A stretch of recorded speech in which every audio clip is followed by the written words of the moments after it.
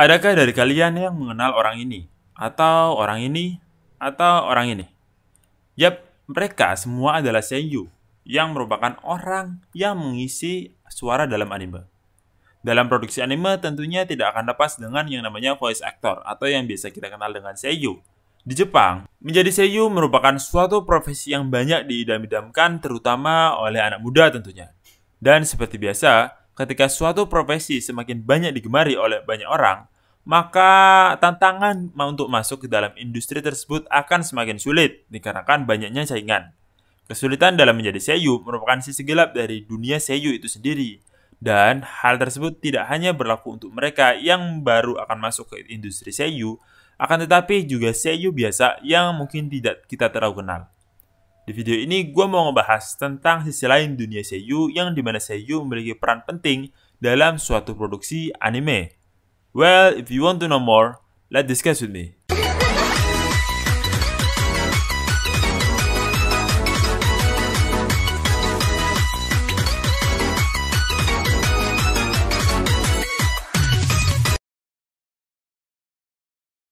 Akhir-akhir ini, kita sering mendengar istilah menjadi anime. Nah, bagaimana sih menjadi anime itu? Kalau yang setahu gua ya, itu bisa ada 3 cara.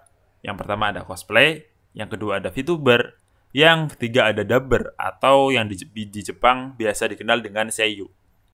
Menjadi seiyuu merupakan suatu impian untuk beberapa orang di Jepang.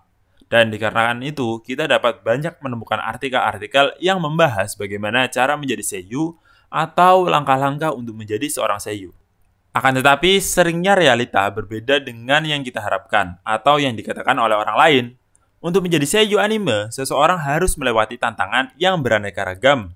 Selain itu, ketika seorang tersebut masuk ke dunia seiyuu, akan ada ratusan atau bahkan ribuan saingan, di mana dari sekian banyak saingan tersebut nantinya hanya ada 1 atau 2 orang yang benar-benar menjadi profesional atau yang biasa kita kenal dengan seiyuu kelas AA atau seiyuu kelas A, yang juga gajinya merupakan gaji yang tertinggi jika dalam suatu produksi anime.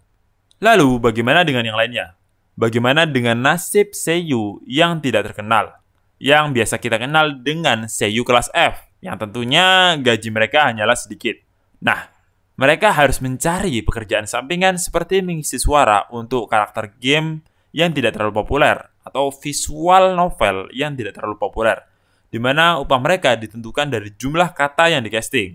Dan bahkan ada beberapa seiyuu yang melakukan pekerjaan sampingan di luar dari lingkup seiyuu, seperti menjadi pegawai McD. Oke, tadi gue di awal sempat bilang kalau misalkan seiyuu itu merupakan seseorang yang mengisi suara karakter anime tertentu.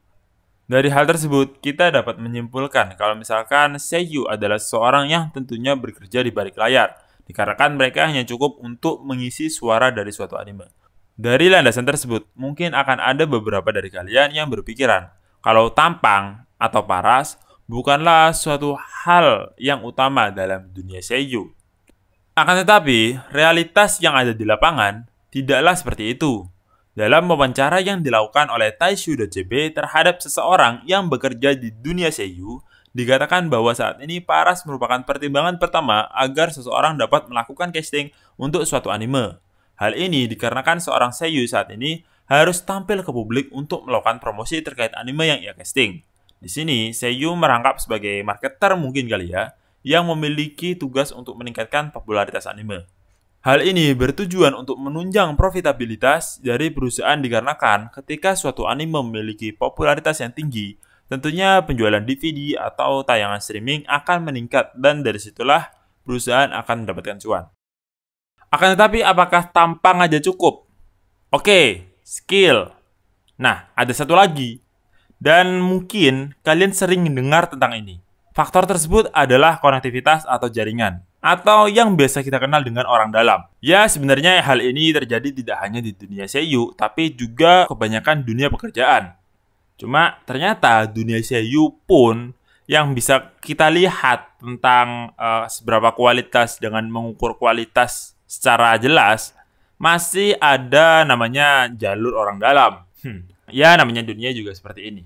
Kekuatan orang dalam merupakan suatu hal yang powerful dikarenakan kita bisa men-skip yang namanya registrasi atau beberapa tahapan dalam suatu pendaftaran atau suatu audisi. Di mana nantinya seiyu tersebut akan lebih mudah mendapatkan casting untuk suatu karakter di anime tertentu. Dari narasumber yang diwawancarai oleh Taisuda JP, dikatakan jika saat ini industri seiyu dapat dikatakan sebagai suatu ajang eksploitasi untuk anak muda di Jepang. Dikarenakan mereka yang memulai masuk pada industri ini merupakan anak-anak pelajar SMA, anak-anak muda yang masih memiliki angan-angan akan impiannya menjadi seorang seiyu. Akan tetapi, impian tersebut harus diterpa dengan pahitnya industri yang ada. Hal ini dikarenakan beberapa oknum yang membuat hal tersebut terjadi, di mana mereka yang memiliki hak atas casting akan dapat memilih dengan sesuka hati mereka. Dan untuk penghasilan voice actor atau seiyu, sebenarnya dapat dikatakan tidak terlalu besar jika voice actor tersebut merupakan voice actor junior atau voice actor kelas F. Di mana jika seorang seiyu junior, mereka memiliki bayaran sekitar 15.000 yen per episodenya. Upah ini berdasarkan upah seiyu di tahun 2015. Ya, gue kurang tahu untuk sekarang sih. Mungkin bisa lebih dari ini atau kemungkinan juga sama. Nah, jika seiyu misalkan mereka tidak muncul di seluruh episode dalam suatu anime, yang misalkan dalam 13 episode mereka hanya muncul satu kali, ya berarti bayaran mereka untuk anime tersebut hanyalah 1,8 juta atau 15.000 yen tadi. Ya, bisa dibilang sedikit kan? Oleh karena itu, yang seperti gue sebutkan di awal tadi, beberapa dari mereka tentunya mencari pekerjaan sampingan, seperti mengisi anime lain, mengisi karakter game yang tidak populer, dan juga bekerja sampingan seperti menjadi pegawai McD, pegawai toko, dan lain-lain. Ya, cukup miris sih sebenarnya. Oke, dari sini kita bisa tahu kalau ada beberapa seiyu yang mereka tidak bergelimangan harta, mereka tidak memiliki uang yang banyak, dan mereka masih harus berjuang dengan melakukan pekerjaan sampingan demi memenuhi kebutuhan hidup mereka. Nah, ini tadi sebenarnya bukan sisi gelap, akan tapi bagaimana perjuangan dari seorang seiyu untuk bertahan hidup di dunia yang seperti ini. Dan di video gue selanjutnya, gue akan ngebahas bagaimana gelapnya industri seiyu yang ada di Jepang. Berdasarkan dari pengalaman seiyu-seiyu yang membagikan pengalamannya di media sosial. Well, mungkin itu aja dari gue. Hai, baguno video mite kurete arigato. Jamatane.